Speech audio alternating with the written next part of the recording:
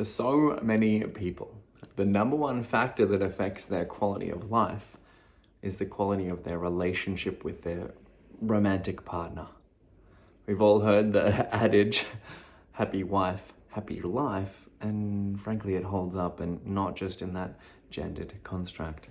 When you and your partner are getting along well, a lot of things are going to be so much easier to manage, and as of course you know as well, when you and your partner aren't meshing, when you are clashing, it doesn't really matter what else is going on that might be positive or anything. Things are going to kind of suck for you during that period. So for this reason, I have spent a lot of time in sessions where perhaps I will be working with both parties, a couple.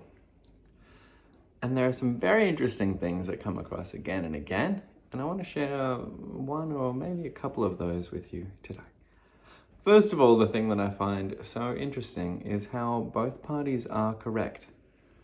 Both of them are right, and the other person is wrong. Now, half of this is true. Both of these people, I'll gender them, we'll just, heteronormative social norms, male and female, husband, wife. Let's assume both the husband and the wife can be convinced that they are correct, that what they said is the right thing, and that the other person said something other than what they said. And this is actually true, and can be true for both parties. And let me explain how this works. If I say something, then I know that I've said it, and it's true that I've said it. But what I say is not necessarily what the other person will hear. The same words heard by two different people will be interpreted in different ways. You know this. However, for some reason, when we apply it to our intimate partners, we think, oh, well, you know me so well, therefore, you must think like I do. And of course, we know that that's not true at all, is it? And so we end up with this very interesting situation where both of the people are correct, and both of them believe fully that they are the only one who is correct. Two people can be right about the same thing and not see eye to eye. They can even be right about what they said. And here's where this gets really interesting, because we need to focus. Well, here's the other thing actually before I go there, right? If we say, well, I did the correct thing. I asked him to put the bins out and he didn't do it.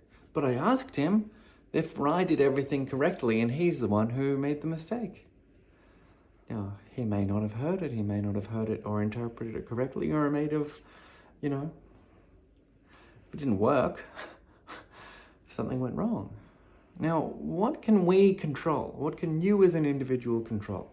Can you control the responses of other people? No. You can control yourself and what you say, and more importantly, how you say it.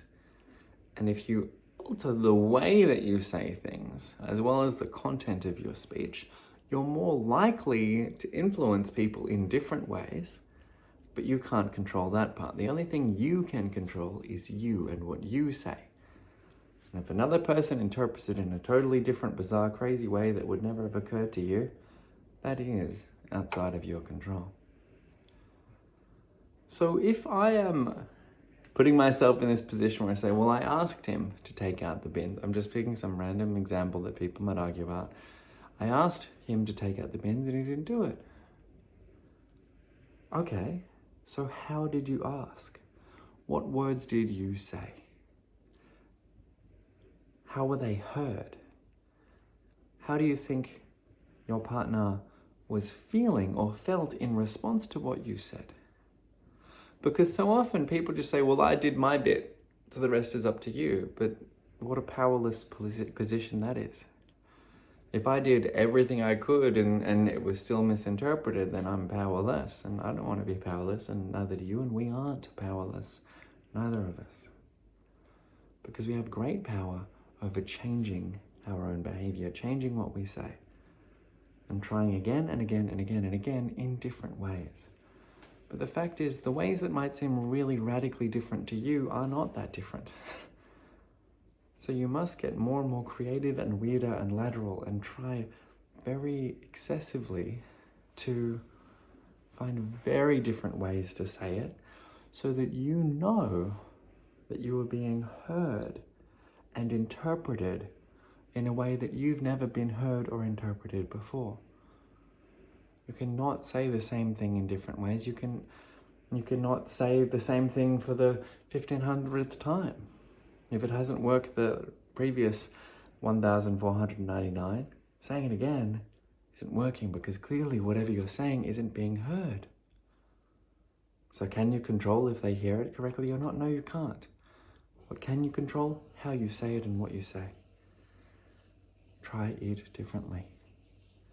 And if the thing is if the thing is important enough to you, if the thing is worth trying again and again for, which it is, because if it's worth arguing about, then clearly you care. So it's worth getting it right.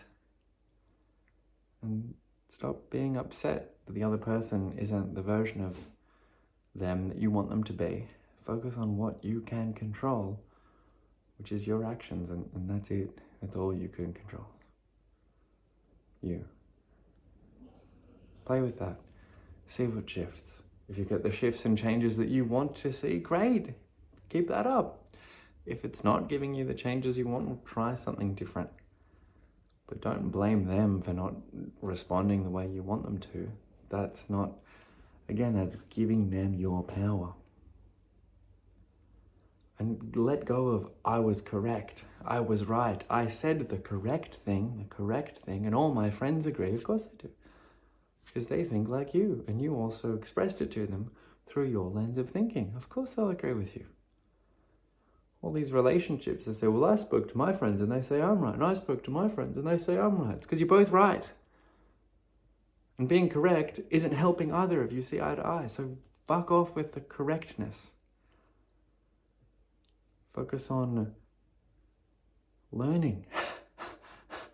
If I say this correct thing the correct way and it is the correct thing and then they do something different, well, you've said the wrong thing, haven't you? And you said it incorrectly. For them. Do you get this? Do you understand? It's not about being right. It's about knowing what you are in control of, what you can control. And if what you've been doing hasn't been working, then do something differently. Again and again and again and again and again and again and again and again. Until eventually you will find something that does work. Maybe when you put a gumboot on your head and do a handstand while yodeling and then fart out the words through your whatever. Can you do the dishes? Or can you put the bins out? Maybe that's a bit that I get out. I don't know. I'm trying to give you the example of go like insane mental of trying different things until you finally find one. The point of doing such an extremely outrageous and stupid and totally crazy example is to show you that you've only scratched the surface of the possible ways that you could be trying. So maybe don't start with that one. Stick with more normal things like whiteboards or signed contracts or, I don't know, interpretive dance. But just try different things and stop caring about being right, because you can be right the whole time, and if it's not getting what you want, well, good for you. You're correct and you're miserable. Well done. You know, change what you control. Change what you can control, and that's you. Good luck. And thank you for your time. If you like this, if you made it this far, I appreciate it. Hit like, hit subscribe. And I'll see you in the next.